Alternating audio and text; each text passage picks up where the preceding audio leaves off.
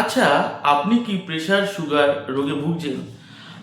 আপনি কি খুব বেশি পেন কিলার খান? অস্টিও আর্থ্রাইটিস, রিউমাটয়েড আর্থ্রাইটিস অথবা কোনো জয়েন্ট পেনের কারণে? আপনার কি কাজের চাপে ঠিকঠাক মতো জল খাওয়া হয় না? যদি এগুলোর প্রত্যেকটার উত্তর হ্যাঁ বা এর মধ্যে কোনো একটার উত্তর হ্যাঁ হয়, তাহলে আপনি যখন ইয়ারলি চেক আপ করতে যাবেন ডাক্তারবাবুর কাছে, তখন অবশ্যই কিডনির দুখানা টেস্ট অবশ্যই করবেন। একটা হলো সিরাম ক্রিয়েটিনিন লেভেল, আর একটা হচ্ছে ইউরিনে অ্যালবুমিন কতটা আছে সেই লেভেল।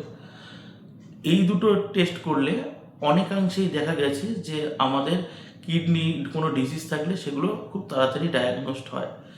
কারণ অধিকাংশ ক্ষেত্রে কিডনি রোগের প্রথম স্টেজ 1 এবং স্টেজ 2-তে কোনো রকম সিমটম আমরা দেখতে পাই না।